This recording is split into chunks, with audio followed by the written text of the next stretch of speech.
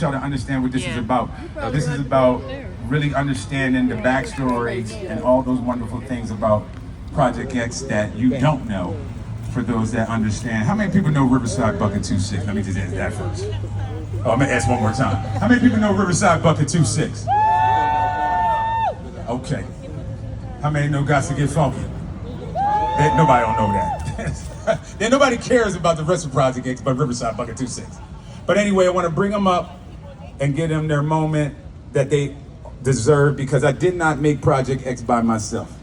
It took all of these folks to help me get there, and then there's obviously one person that, if it wasn't for him, none of us would be talking about this at all.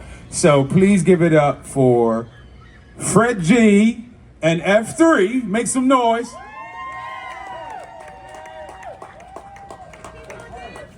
Keep on dancing, that's right. Oh, look at this guy. They still looking young. Boy, black genetics are great. Next up is, I should have did the women first, but I'm sorry, y'all. Perdona me. Silk.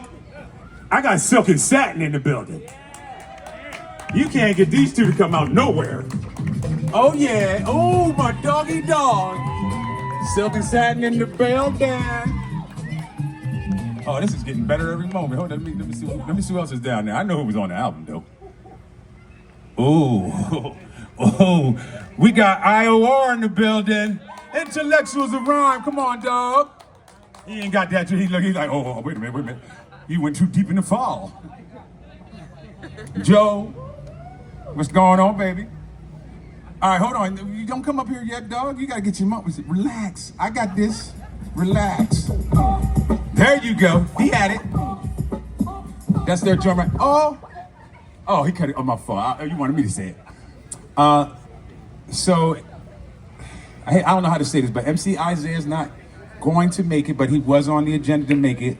But we probably gonna play Riverside Bucket 260. I'm sure y'all want to hear it, maybe, or maybe not. But I want to tell you about this guy right here that I'm about to bring up. I can't give his. Can I give you no governments? No governments? Government? No government. See, we steal from the block. He said no government. I've got to give it up to this guy right here. So let me explain to y'all what's happening. So I got two of my extremely great hip hop homies out here. Well, two of them and the third one is not here. I got Jeff out here and Frank Parks. These two guys helped groom the Grand G that you've seen after Project X and all those different things. So I appreciate them. But this guy right here, Real McCoy Troy, he's the guy that took me from being homeless on the street to give me an opportunity to do something I was passionate about. A lot of people don't know that about my story, but I was in my teenage years, my late teenage years, early adult 18-year-old, didn't have nowhere to really live. This guy said, what you want to do? I said, I want to make music, I want to rap. And he's, the next day, not a week later, not convincing him, the next day, we drove to Philly on Arch Street and he bought all the equipment. He said, what do you need to get it done? He purchased all that equipment and said, this is your new job. Please give it up for the architect. They keep coming. Please give it up for the architect of all of this. Real McCoy, I can't cuss, Troy. Oh man. Oh, so we're going to sit down. Let me get personal here. Where my water at? So look, let me get y'all some mics. I forgot to do the right thing. I should have just turn these mics on real quick. I got you. You know how to turn the mic on, man. Why you acting crazy? All y'all MCs, turn the mic on. Right here, we good. We good. So we're going to have to timeshare some of this, but I'm not going to be doing a whole lot of talking. I'm going to let them go ahead. So like I said, please get it up for Project X right here in the building. Chill. Check, mic check. Hello. Okay, there we go. So listen, I'm gonna turn the mics over. We're gonna go run down the line. Please tell them who you are, what your affiliation to Project X is, and then we'll get this started. My name is DJ The Supreme. I was Graham Z's DJ. Yeah, and we met 35 years ago. 35? Yes. Do you mind if I tell your age? Oh, okay. So okay. Back then we were 19 back then. 35. So, I'm sorry. Listen, okay. Take your time. Everyone has to. Excuse me. I had a stroke. Okay. Yeah. So. Take your time. He's a very good friend. We met 35 years ago, and he told we we're working downtown together. It's not down that now. It was called Jeans Fair. We worked there together. So from then, he introduced me to Troy, and we went from there. And that was it. We made the album, Project X. Okay? Yeah, so a lot of people don't know that I was in back of Project X. I told my barber the other day, and he was like, "What is Project X?" I said, "Okay, do you know Riverside Bucket 26?" And he got all excited. It was in on his playlist. And then I said, well, that was my record label. It was called Tomorrow Gold Records because I was anticipated that we was gonna make a lot of gold records. It didn't happen, but one thing I can say about Project X, all these guys have grew up to do some real powerful things. And one of the guys is a lawyer down in Atlanta. He's a part of IOR, and he also worked for the governor. And we all know what he's doing. My name is Andre from IOR. I was a DJ, went by Gemini. At that time, I would think I was 15 years old, just a dreamer. Yeah, on this record I was Jay Crack, but now I go by Joey Juggernauts. That's I was right. part of Intellectuals of Rhyme, Iowa, with Dre and Bernard. I just can't believe these records reached the other side of the planet. But yeah. I'm Satin from Silk and Satin, the only female that was on the album. Thanks to my cousin Troy, he made my dream come true. The young man that started the label, that's my cousin Troy. My mic sounds nice. Check one. All right. I'm Crystal. I am the Silk and the Silk and Satin. And I think I was about 17 years old when we came to the group. And so I'm just thankful for all these guys up here. And I think about everything that's going on in the music industry now and just, the things that go on under different people's watch and leadership. And I'm so thankful for Troy because we were all safe with you, right? So I'm just so appreciative that we got to experience and get into different environments, even going to New York and Philly, and just doing different things, and you kept us safe. I got my mic right here. That's real I'm talk. the legendary DJ F3 from Fred G and DJ F3. And I just want to, what's up here? I just want to thank Troy and Grant and Troy for like trusting us. We kind of rolled up on Troy one day when he was hanging up a poster of a group called Silk and Satin at a place called Fish and Chips, but it's called Kennedy Fry right now.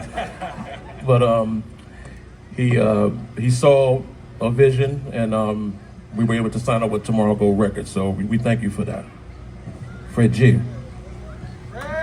Mic check 1, 2. I go by the name of MC Fred G. What? Take a stand, grab a hand, soon as you get a chance, and get into the groove and Keep on dancing. I ain't gonna do it. I'm the other side of DJ F3 and Fred G, and I want to thank Robin and Troy because, and my brother Tony Bell, he introduced us to Robin, and Robin actually introduced us to Troy, and then Troy came us and said, "Let's y'all come down to the Husco and try out, just try out." And I'm like, "What are we trying out for? Just try out." We went down there, we met G, and I went down there and I had this rap, and it was just, I've been working on it for 3 years, and I was ready, and I dropped that rap, and I was like, yeah, That's it. You know what I'm saying? That's who I am, Fred G. Grant said, nah. Come on back. You ain't ready. And he challenged me, and I went back, and I was upset. But I came back 6 months later, and he said, okay, let's do this, Fred G. Let's go. Let's do this, F3. And it just changed my life to be around just such a great project. It's create, like Crystal said, create leaders, but also to have the leadership at an age when I was 17, 18, just trying to survive out here in Wilmington. And I'm just glad to be a part of this. Man, that's what's up. I appreciate y'all all being here. And I just want to clear something up. You know, Troy did keep us safe, except for when he was driving crazy from New York, but... Oh, yeah.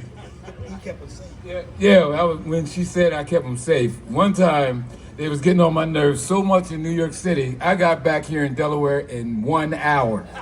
That's how fast I was driving that van. You got to think about this. You're talking about, you know, teenagers that are super excited. I mean, I don't know. I had never been out of really Delaware like that. So we're in New York, and so we were always amped up. And then he would play the music and tell us, hit it in the van till he was tired of us doing all that. But I'm so thankful. I need to add the point of Todd One was also on Project X. He passed away. Rest in peace. Also on the project was MC Isaiah, as you well know, Riverside Bucks at 2-6. He's still here, alive, but he unfortunately couldn't be here today. But more importantly, there's a character. Like, this guy was my road dog.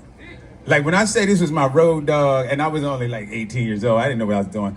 But when you talk about somebody that's your, like a fan, like not a fan, like supports you and pumps you up and tell you, yeah, you the greatest, G. Zeke, the freak from Conrad Street. Okay? Better believe it. Rest in peace to Zeke. When I tell you this was my guy, even when Troy's getting on my nerves, I was getting on his nerves, he was a peacemaker. Oh, G, you know how Troy is. Or, yo, Troy, you know how Grant is. He was always a peacemaker. He had a great spirit. I miss him dearly. And he was just dope to me when I was here, trying to do my thing, and I needed encouragement. He was always there for me. So I want to make sure we give him his just respect. Zeke the Freak. All right, now let me not get so emotional. Let me tighten up. So look, I want to start with Silk and Satin because I don't know how long they're gonna come out. They might not even come out again after this. So let me just start with them. So look, during that time frame of being at the Husco, share what that was like with you, because Robin, you know, I didn't know Troy, and I met Troy through my uncle, and then I met you, and I realized how instrumental you were to convincing Troy to even try to do all this. And he sort of found the right pieces, but you found Fred and all those. So tell us, like, what you felt and how Project X meant to you. Well, actually, I wasn't the person that was rapping in the beginning. It was my little sister Kim, when she passed away. She passed away from AIDS. Rest in peace. And Kim and Crystal were right. the ones that were rapping. And when Kim passed away, I don't know, we just started rapping together. And I went to Troy and I asked Troy, won't you back us up? We didn't really know what we were doing, but he said, okay. And he began to invest in us. So it actually started with me and Crystal after my little sister passed away. And after she passed away, I guess he wanted to get bigger and bigger, you know. And he picked G up. Then after he picked G up, then with Fred F3, they came along. Then everybody else he started picking more people up. But it started with my little sister and Crystal. So I wasn't the original person. So, but you killed it. So, Killed it. what a way to honor your sister. I don't know if you did it purposefully or if it just kind of happened, but I forgot about that. And what a great backstory to understand that dynamic. Crystal, what about you? Where was you in this equation of what Project X meant to you and how you were at that time frame? What did you think and what we were doing? Did you think it was crazy? Did you think we were gonna make it? Well, number one, I skipped out on college. My mom was mad at me. I was like, I want to be a rapper. Me and my cousin Kim, you know, sitting up in the bedroom, writing in our composition books, raps and rhymes, and so it was a very monumental, memorable time for me. And then just like I always say, you know, God uses everything, whether you think it's small, medium, or large. He's going to use everything, every experience, every space, every person, every encounter to make you who you are, right? And so the leadership that I seen in each and every one of you, times when we didn't want to go to practice in a dusty, dirty warehouse, you know, I wanted to skip out and hang with my friends. Like, it taught me to be reliable. It taught me to be on time. It taught me, you know, again, the leadership skills at a young age. And I'm still using those things today, right? So I'm just really grateful and thankful. And, you know, I have some memories, you know, and I have no regrets because what it produced, right? It produced more than what you may see in my bank account or what I'm driving, right? It produced more than, so much more, right? So, you know, it's not about whether you made it or not. We made it. Absolutely. We survived. Absolutely. That's right. We made it, right? And it was, like you said, Kim passed away and I was grieving, you know, whether I was dealing with as a teenager, for all the teenagers out there, being promiscuous or, you know, smoking trees, weed, drinking alcohol. Yeah, I did it. But, you know, people still kept me under their wing. You know, Troy said, I didn't know you smoked weed back then. I was like, yeah, Troy, right? So, you know, things that were hidden, and even if my village, my community seen part of that, you know, like you said, Zeke, they'll will me, bring me back in, right? What's going on? What's going on, little sis? You know, where was you at? Oh, you was hanging out with that dude? You know, so that was my experience. Understood. I remember going to Philly and I got drunk at the party. I ruined the party. And I think Troy had turned his back, because usually Troy would be like, he would be on you, right? And so he must have turned his back, and I must have took an extra shot or something. And somebody must have told on me. One of my sisters or my brothers up here. And Troy was like, oh, that's a wrap. Mona knows. That's a wrap. It's time to go. Crystal's drinking. Crystal's drunk. So, you know, it was a life-saving time as well, right? So again, I'm delivered from all that, and you know, I'm thankful. So appreciate that. Yeah, y'all can clap. That's right. Fred G, F3, same thing. You know, Oh, this. what's good? Well, Disco. I mean, we always were into music, and you know, we brought up in soul music, and we always wanted to do it in some form. You know, in the '80s, hip hop came. We saw what the Sugar Hill Gang did, and then, you know, years later, Fresh Fest and all that. So we always wanted to do something like that, and of course, Project X came along. But the experience with that was just great. I mean, I'd never done it before.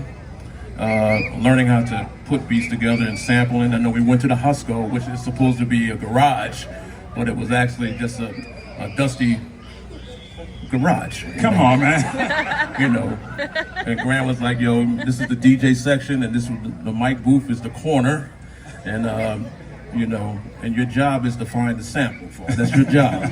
You're the DJ, find the sample. And that experience was good. I remember Grant was like, yo, Fred, man, get your brother, man. He's like, get your brother, man. He's always looking, but I was just observing. I was, you know, if this is what we're going to be doing, then we want to do it right. And I still today, man, I have like Serato Studio, and if I want to make a beat, I'll just do a sample, I'll lay it down and save it. So I got some heat if y'all need some out there, 90 sheets. But it all came from the Husco. Fred G. Yeah, so for me, it was punishment. I ain't talking about take your phone punishment. I'm talking about you get a C on your report card in September and you're on punishment till June. So I learned how to rap on punishment. Because I read the Encyclopedia Britannica from A, Argyle to Zygote. So from there, I started learning how to rap in the house. And I really wasn't trying to be the top MC, but I like to go to William Penn High School parties. And there was a DJ out there, named was DJ Rush, Lindsey Epps Tucker. I wanted to ride with him, and he said, well, if you ride with me, you're gonna have to rap. And I said, well, my name is Cool C, in the place to be. There ain't no other rapper that can rap like me. I rap in the East, I rap in the West, like the educated rapper. I never fess, I'm not the Kane Go Kid or Run DMC. I'm just a cold rockin' body, rockin'. Anyway, he said, my kids, that was my kid, they know all my raps. Anyway, William Penn, when the song said,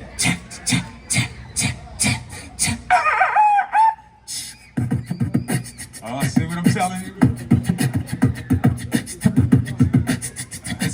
It's talent all over this joint right here. I wanted to rap, and I got there, and I said, that's what I wanted to do. And when I figured that out, I said, F, you gonna have to be my DJ.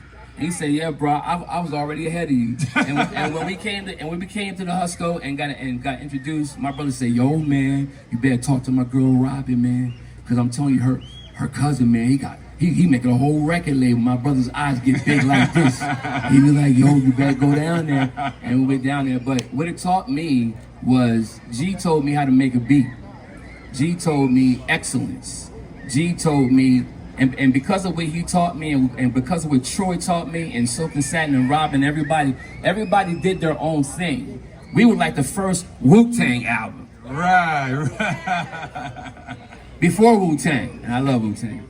But to have an album cover when everybody else was making singles, the vision that you had, Troy, to put everybody on and to put me in patent leather shoes and hammer pants. He put us all in them joints. That was brilliant. I wanted to ask you about that, Troy. What was going through your mind, in retrospect of Fred G and F3 to pick a song like, Keep On Dancing? What was going through your mind? Well, Bernard Wise is another Delaware rapper, and he was real close friends with Hammer. And I had ran into Hammer down in Atlanta. So I figured we needed a dance tune on our cut. I mean, Hammer was hot. I mean, a lot of people didn't think so, but he took hip-hop to another level. He did. Now, they dogged him, but without him, it probably wouldn't be all over the world. That's right. So that's why I said we need one of those. We had a gangster rap, which was Isaiah, who was missing, and who was missing on the album cover. I mean, he's just the person that's going to be missing. He's consistent. He is consistent, He's always busy when we try to take care of business. So listen, IOR, same thing for you guys. Where was y'all at? I know y'all story's a lot different because, y'all made your own material. Your song was already cut. It was already a finished product. So I'm curious to hear where y'all have a different perspective about Project X because y'all already had a song together and y'all decided to grace us with your presence and letting it be on the album. So talk about that.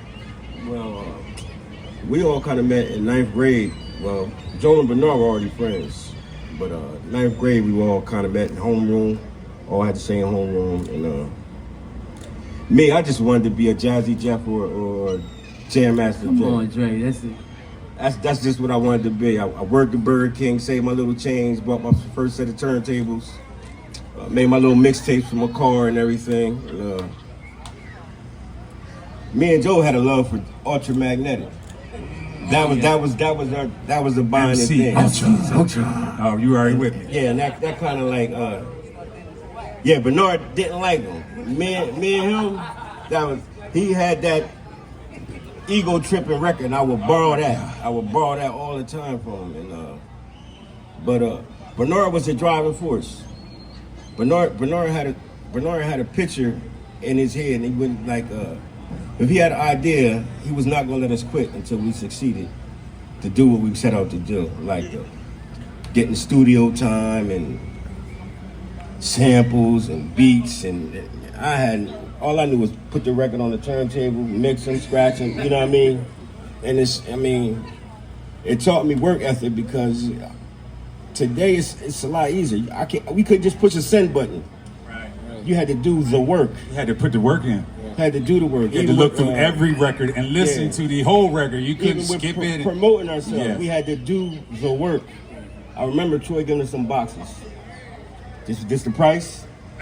You know, you should bring back. But it gave me work ethic. You know what I mean? It gave me a sense of responsibility, not just to myself but to the group, because it was for all of us. You know what I mean? But Bernard was the brains behind that. I don't know how he found Troy. I don't know what he did. He just said, we got a meeting at the Husco. That's right, at the Husco. Everything happened at the Husco. Everything. I love the Husco. I don't know. Yeah, it might have been dirty. I love the Hustle. I love the Husco. It was my new home. Yeah, and that was, said we got a meeting there. Came picked us up. And the rest was like kind of history. And I just thought that, you know, I found out it's more than just making the music, making your art, and because I thought you just make your art and that's it. You're rich, you're famous. It's a lot of business. It's more business than entertainment. Yeah, I know that's right. It's a whole lot more business to it, and I learned that at an early age. And you have to be focused, and you can't give up on a dream, because that's what we was all just dreamers. We were young kids. We didn't know nothing. My parents didn't even know that I made the album until people started coming up to me saying, "Ain't you that guy?" They had no idea. Them trips in the van, going here, going there, going. They didn't know? Had no idea. You was None. But I would got game. You just I would left. tell them, but they were in one ear out the other. Then somebody, you know, Zeke's crib. Shout out to Zeke's crib. Zeke's crib. I wish I could find some. Oh footage my of God! that. Listen. Oh, let me put that out there. I'm sorry, I didn't mean to cut you off. This is my platform right now. If you or anybody that hears this and you got any kind, I don't care if it's a VHS, a reel to reel, we got to spin the wheel. You got something to Zeke's crib, we will please contact me. If you got any music from back in the day, especially Armed and Dangerous, because that's what people don't know. We wound up making an Armed and Dangerous cut after the fact. But please go ahead, let Joel, I'm sorry, man, I didn't mean to cut you off. But please, if you got any Zeke's crib, send it. I can remember going to Airwave Studio in New York, recording the Armed and Dangerous song. And that's where Queen Latifah's first album was recorded. That's right, that's right. Lakim Shabazz and Gangstar's first album. Flavor Unit. Yeah, I remember seeing the reels on the wall with the Magic Marker labels on them. And DJ Mark, he used to go live before he passed away last year. And I mentioned it to him on his live. And he said, "Oh man, you taking me back." You know? Answer your But question. but no, I can't even remember how we first got connected. It was probably Bernard. Yeah. But I remember we used to go to Bernard's house and practice every day, making beats, writing. Yeah. The SK5. Two tape decks and Splicing tape. splicing tapes. Yeah. But I'm just thankful to have been a part of it. That's all I got to say. I appreciate you, Joe. So listen, in the respected time, I just want to make sure I take this moment. So I'm going to turn it over to Troy, but I'll explain to you who he is and what he means to this project. But as you heard the narrative from all of us, so what Troy taught me was professionalism, in short. He told me how to be on time, what it is to be a perfectionist, what it is to be a professional in whatever I do. And I have carried that characteristic or trait with me, as they eloquently said, all of them, my entire career. It's even this right here. I don't know how to do anything else but the right way. I learned that from him because we could have easily recorded in Delaware like everybody else was. And I kept pressing him like, hey man, I had no ill wills to any of the MCs that were already established here. What I was saying to Troy is they aren't our measuring stick. You understand what I'm saying? In the 80s and 90s, the people that was popping was in New York. So I wasn't trying to have us compared to anybody local. I was like, oh, we got to go to New York, because that was the measuring stick. And I appreciate what I told you before. I appreciate you taking this young man's situation and saying, hey man, there was people in that time frame in my life that wouldn't even give me a quarter, let alone just go up somewhere and spend thousands and thousands of dollars on somebody that they, and these people knew me. So I thank you immensely for what you have done. I want to make sure he gets his proper time, his proper respect. So I want y'all to understand that this dude right here, none of us would be up here doing what we're doing right now, talking to y'all about nothing, if this guy didn't take some time to invest in us. That's the most important thing you're not listening to. We were all 17, highly impressionable, but he was like, hey, you hanging with me. He even said all the time, I hate young people, but I like y'all.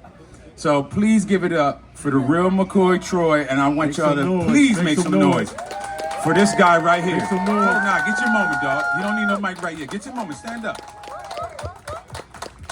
This guy is the reason why Project X exists, why Grand G can get any further than why I'm up here doing this right now. So I turn the microphone over to you respectfully.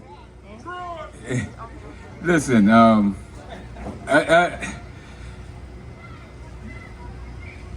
I hated Project X, y'all.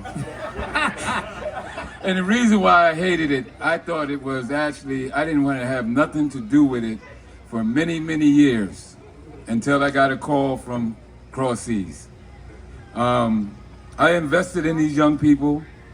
They drove me crazy a lot of times. Me and G fought a lot. You know, a lot of people, I even heard that G was the only person that did put the music together. He put the album together. He did everything. I was right there. I just wasn't like Puff Daddy. I didn't get on the album cover. You know, I didn't dance and all that.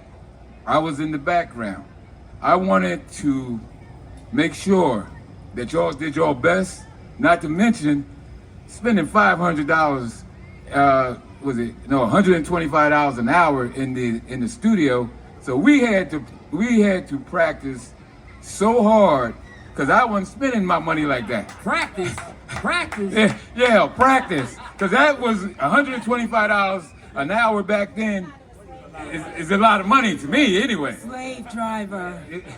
Slave driver. But by the time we got to the studio, they knocked it out of the park. You know, even though we went to New York and there was a lot of pressure, they stole our equipment up there because somebody left the door open. I'm not gonna say who. And they took our equipment. They really broke in the car and took everything. And we thought it was over. Or at least G thought it was over. You know, but then we went and got some more equipment. But right now in the space that I'm in, I love Project X. I love what it has produced in the world. A lot of people have said that they checked that album out here in Delaware, and it inspired them to do what they're doing. You know, my man Greg, he said that it inspired him. You know, so that's powerful. And all these guys up here, they talked about Bernard. Bernard is in the same space I was. He don't want to have nothing to do with Project X. I respect it. It's all good, respect. That's why he's not here, so I respect that. But Bernard went to be a lawyer. You know, he worked for the governor. Fred's motivational speaker. Y'all know what Oya's doing. So the Project X did do something. You know, we didn't get famous. You know, we did. We had impact. We had impact. You know, wow. I almost started crying out here while they was talking, but my mother's in the audience, so I said I don't want to see. I want her to see me cry because it's. I love y'all, man. Love you too. Really, Definitely. I love y'all.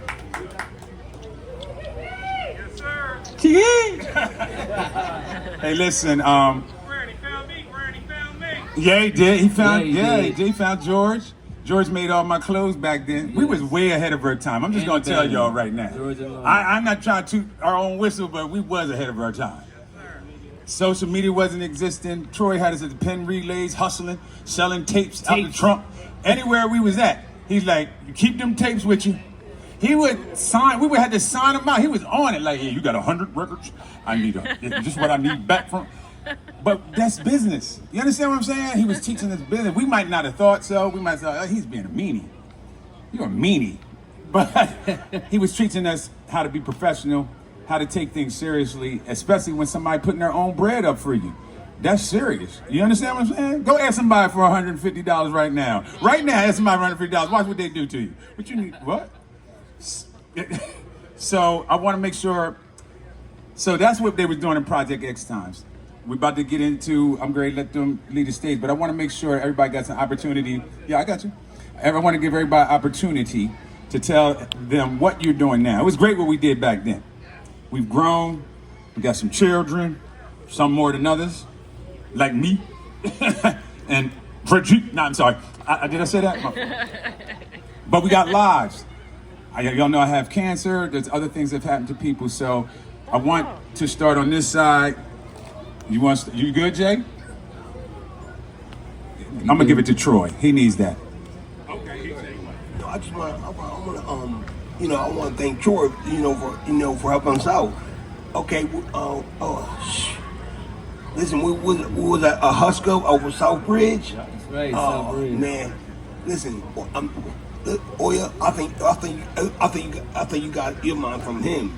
Yeah, cause Troy, he's a good guy. Very good. Shout out to Shot Money. Oh yeah, okay. Shout out to DJ Shot Money. Right, I'm sorry. Yes, I'm sorry. Shout out to DJ Shot Money. That's my friend. Okay. Yeah. Oh. One of the things I didn't mention, that we had Zeke's crib, which we were showing hip hop videos.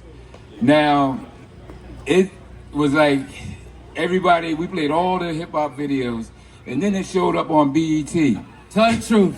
It turned up on BET. Now, a lot of people don't know, some of the investors on BET was from Delaware. So they probably seen it on the local yokel, and they copied it, So, and another guy took Zeke's crib to California and sold it for $250 and $250,000. So that farm was worth money, but we didn't keep going. We didn't keep the dream going.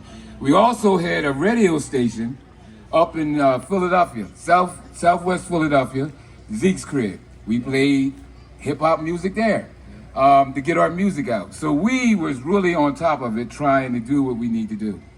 And he said this segment is what we doing now. Well, what I'm doing now is I'm trying to save lives. I had started, I'm gonna say a little story about my 6-year-old grandson. I had walked him for about 2 miles, and he was telling me, he said, Pop, you're gonna kill me. And then I said, nah, you'll be all right. And I walked him for another mile. Now, by the time we got home, he says to me, he said, you walk like it's your job. And when he said that, I said, oh, this little boy is telling me what God is saying. So I started a club called Everybody's Walking Club. I've been walking forever. My father walks 3 miles a day. I walk about 8 to 10 miles a day. You don't have to do that if you join my club. You can walk 15 minutes if you want to. I'm not gonna put no pressure on you, but the reason why walking is really important, it helps with your blood pressure, it helps with your mind.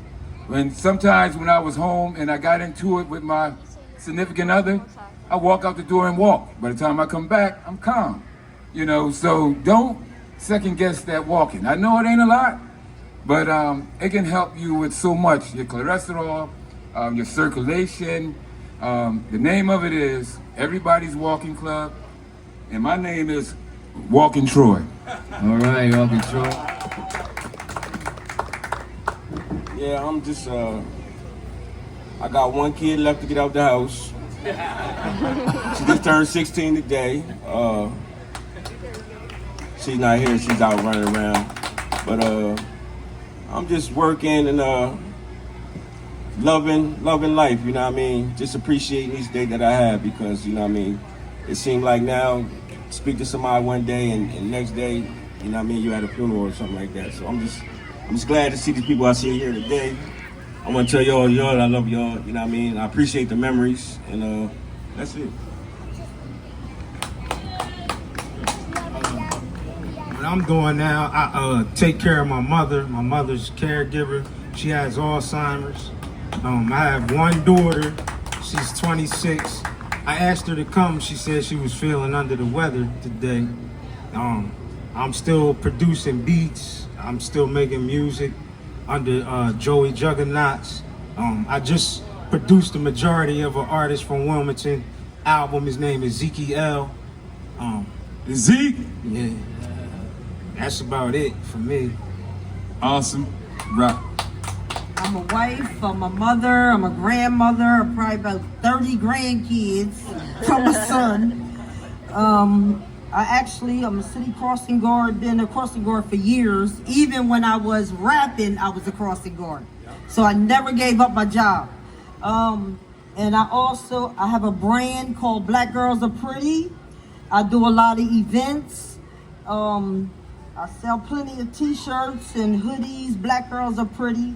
Something to inspire the young black woman to know her Come on, beauty make some noise of for that. herself. It's all these women in here and y'all ain't to know clapping. her worth, to know that you are queens, and don't ever let no one tell you that you're not beautiful. And that's what I'm doing now. And I'll be at Dell State Homecoming next week because I travel around being a vendor, making money. So I'm a mother of 4. My oldest is 30. My youngest is 16. I'm a divorcee, but engaged as well. I'm an investor. I just bought a new home. And I did end up finishing college, Mom. University of Maryland. I'm a clinical licensed social worker. And I'm a program director at Harvard Bel Air Mental Health in the residential program, where we work predominantly with chronically mental ill clients that deal with schizophrenia, bipolar, and so forth. And then I also have my private practice. I named it after my grandmother, Gracie Therapy. Her name is Gracie, and it's Gray, like Graycsa, Gracie Therapy. So again, when things look gray and dim and dark, come to Gracie Therapy so that you can, get some light in your life. Right. I got the mic. All right, yeah, me, I'm a warehouse worker right now. But we got this thing called F3 Customs. And my website is f3customs.com. And some of the works that you see out here, like people with the Project X joints on, I did that. I did that. But check the website out. Of course, I DJ. She said, "That's my uncle." But of course, I DJ, and make sure if y'all need a hot party, something like that, holla at me. DJ F3, y'all, Fred G and F3. My family's in the building. I'm a father, a husband, grandfather of 7. I got 6 kids with my new marriage. My wife is right here. In the name of Jesus. Successful co-parent with my kids' mama. Got my kids here. But also, since G taught me everything I need to know about beats and production, I did an album on my nephew called Hop Diggy that was out a while back. I actually went from there and along with my brother, we produced a film. I became a filmmaker. And we had a first film back in 2011. It was a Christian film called Found. And we went from there, we did a documentary on top of that, so I kind of got into media. And then in 2014, me and my brother started Studio 22 Productions, and we do all things media, always positive, and right now, all things AI. Boo. Oh, shout out to my son, Forrest Jr. Y'all make some noise for Forrest Jr. Wave to him, son. Wave to him. And shout out to my girl, Z. Make some noise, y'all. And I was saying, my sister Freeze here, my niece Satea and King is an author, and thanks to the encouragement of my sister, I became an author, and my book is coming out on November 21st. It's called Let Her Talk and Listen, 10 Mistakes Men Need to Avoid When Communicating with the Women They Love. Hey, November dog. 21st. I got my first copy already. Woo-hoo. So listen, I'm so glad that everybody was able to make it here. Unfortunately, we could be up here for hours, but we don't have that kind of time. I really want to thank everyone for coming, because everybody has lives, as you just seen. We all are adults now, but they took the time to come down here, rock out with me, and I am so appreciative of that, especially for those that came. Let me just tell you, this guy right here at the end, Fred, he drove all the way from Florida because we said we was doing this. Thank you for that, bro. I appreciate that. With his wife. You get your wife in the car and drive where? For who? You know what I mean? Nah, I ain't going. So I thank you. Thank you, Iona, for making that trip and getting him up here for me. I appreciate you. I just want to say one thing before we close out. Shant Money. Well, let me say this. I talked to him, and what he said was something very profound. He said he's always been kind of shy. Really, he didn't really want to DJ back then. I'm just going to share this way because he said, so that's the only reason why he didn't come. He said, Grant, I would do anything for you, but not that. And so respectfully, I said, cool, I ain't gonna press you. I was gonna pull a cancer card on it, but I said, you know what, I'm gonna keep that. So listen, please give a round of applause for Project X and all the people involved in it. Make some noise for them. building. Brian B. Step one. All right, DJ, play that music. Please give a round of applause for Project X and get ready for Richard Raw. Thank y'all guys, I appreciate y'all. Man, love, hope we gonna get a picture.